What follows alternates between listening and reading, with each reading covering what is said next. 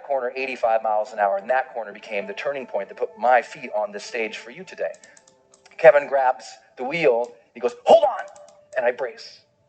And then the car starts sliding sideways, and that weird slow motion thing happens. Kevin's gripping the wheel, trying to make the corner, and all of a sudden, smack. When I came to, I looked over, and Kevin is screaming at the top of his lungs, get out of the car, Brendan, get out of the car. And I look over, and a whole big chunk of his head is open.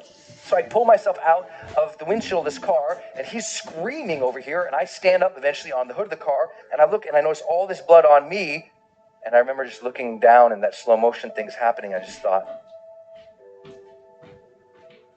did I even matter? And I start seeing all these images of my life when I'm surrounded by people that I care for. There's a cake in front of me. Here's my friends singing. My mom leading them in that goofy song. There's my sister, just swinging and smiling right next to me. And it makes you wonder, did I love? Did I love openly and honestly and completely? Or did I hold back because that one time I got hurt? And just as I was about to pass out, I noticed a glint, like a sparkle, something shiny, a reflection in the blood going off the hood of the car, and it made me look up. And there was this bright, big, beautiful moon that night. And I just immediately felt this connection, like I knew I was going to be okay. And I felt like the big guy upstairs reached down to me and handed me life's golden ticket. He reached down and said, here you go, kid. You're still alive. You can still love and matter. But now you know the clock is ticking. Mortality, motivation. I got it as a 19-year-old kid. People say, why are you so successful? I'm like, I got mortality motivation when I was 19. That's a blessing. Most people don't get that till they're 60. Don't worry. Kevin and I, we both survived. See, I'm still here. It's okay. I made it. But the one thing that I took away from that entire thing was that moment and those questions. Because I remembered them. And I thought about them as I was healing. I was like, what was that about? Why did I feel so unhappy with that moment? Because I thought, in the last moments of life, there must be this transcendence, and I was not happy. And I realized it was because of how I'd been living my life, and I wasn't living to my questions. I knew I got those questions. Did I live? Did I love? Did I matter? And as soon as I got that those were the questions I'm going to evaluate myself with at the end of the life, it gave me the power of what my late mentor, Wayne Dyer, taught. The power of intention. That breath you just took, feel it. What a blessing that is you got that life. What a blessing it is you got that breath. That means you still got something inside. You got to work for it. You got to contribute for it. You got to give for it. You got to lead for it. You got to love for it, because you still have something not just in you, you're still here for a reason. And now you just got to earn that blessing. My parents' biggest frustration was that I was epically lazy, and if they handed out gold medals for being lazy, I would have won, I assure you, hands down. Because even though I was a slightly chubby kid growing up in a morbidly obese family in Tacoma, Washington, I always knew two things about myself.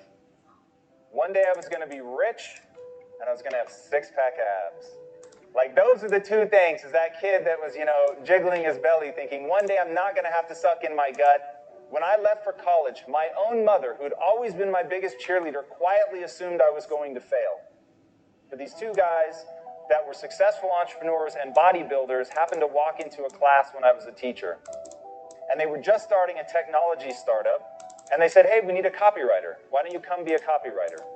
And so I was just young enough and just dumb enough, and I went all in. They literally put me in the room with all the computer servers. But starting from there, I knew I could wow people because I was willing to grind it out. And we all have a superpower, and my superpower may be the willingness and ability to endure suffering. I had suffered a lot. I hadn't taken a day off in like 6.5 years because I was so hell-bent to get rich. And then I realized, almost 8.5 years in, I'd finally had enough. I had hit my breaking point from suffering, and I got so mad, and I was so unwilling to do it anymore, then I turned to my partners and I say, I'm completely miserable, I quit. I realized the reason I was living the cliche of money can't buy happiness, along the way, had become so myopically focused on this promise I had made to myself as a kid that I never stopped to ask, why do I want to get rich? The questions you ask yourself will determine the course of your life. I had been asking myself, what do I need to do to get rich? And it left me really unhappy. So I changed the question. And I started asking, what would I do and love every day, even if I were failing? Life is too short. This is your one go-round. So what are we going to do? We're going to build a company that's predicated on value. We're going to build a company that's predicated on passion. I started thinking about my mom and my sister, but they were profoundly overweight.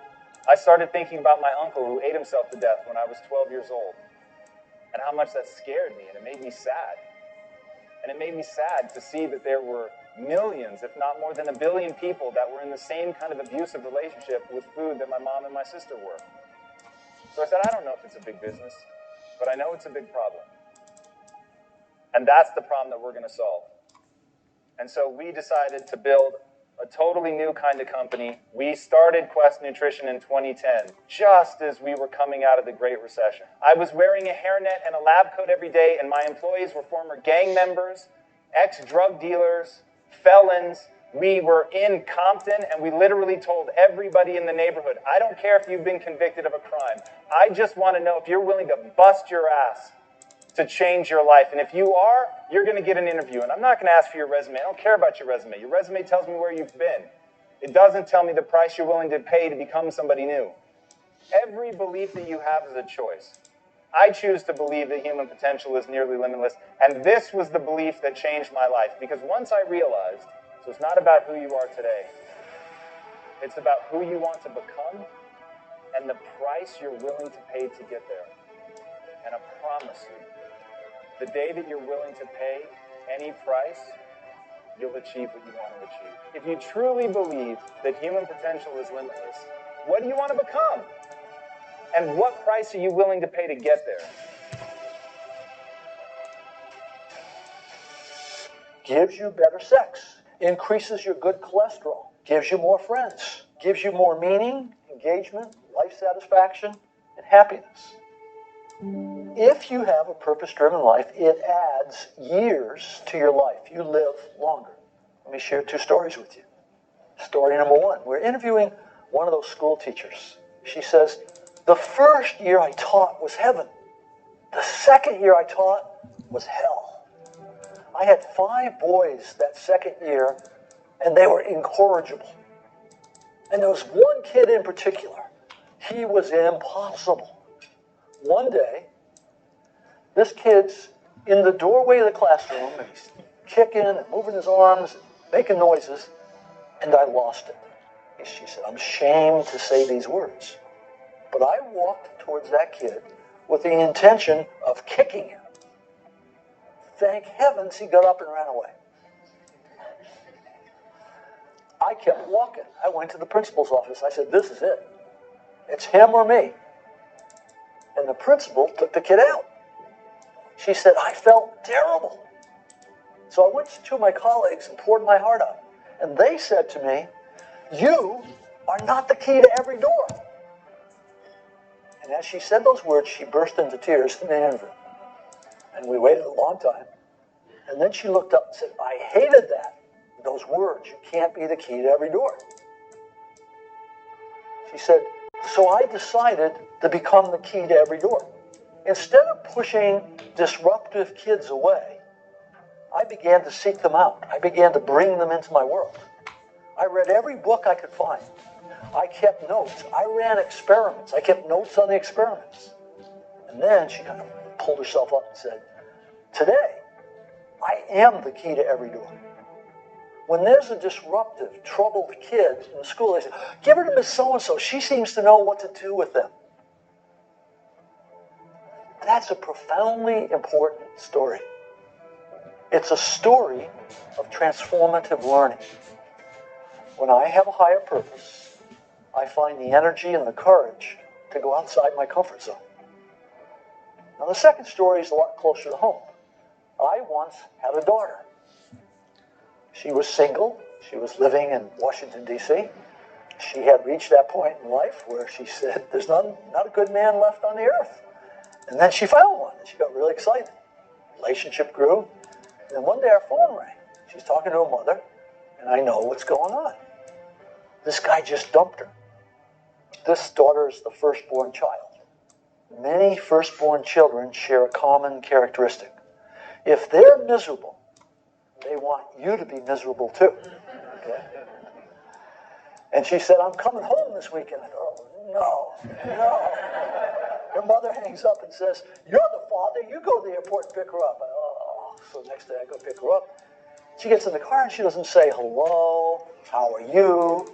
She says, that no good, dirty, da-da-da-da-da. 5 minutes later, she takes a breath. And I said, are you problem solving or purpose finding? We're finally pulling in the driveway. She takes another breath. I say it again. She says, what are you talking about? And she said, this is the real world. I said, well, I think it applies to the real world. By then we're in the house. I pull out a sheet of paper out of my file, and it says, Robert Quinn, life statement. She looks at it, and then she grows kind of quiet. She looks up and says, when you feel bad, you read this? I said, no. When I feel bad, I rewrite it. It's been rewritten hundreds of times. She said, yeah, I can hardly understand some of this stuff. I said, yeah, it's written to a customized audience, one person. Then the first miracle happened.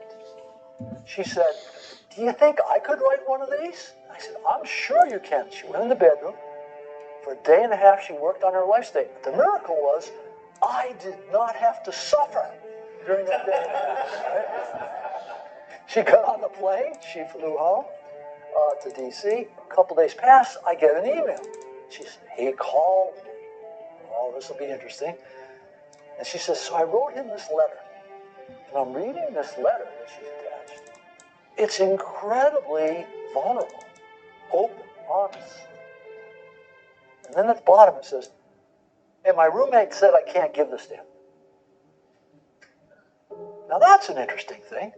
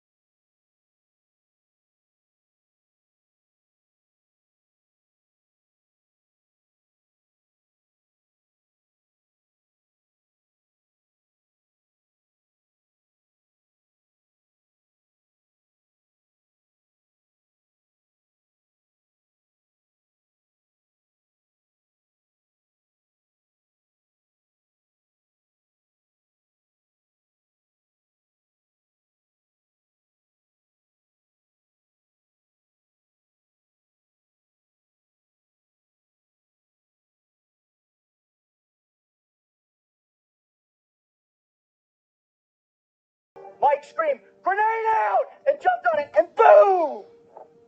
2 snipers were providing overwatch for the other platoon that were trying to maneuver. And unbeknownst to Mike and those guys, an insurgent had seen where they were firing, had snuck up next to the side of that building, pulled out a hand grenade, pulled it, and threw it up. And that thing came right up, boom, and hit Mike on the chest. Petty Officer Mike Mansour took the entirety of that blast in his face and his chest.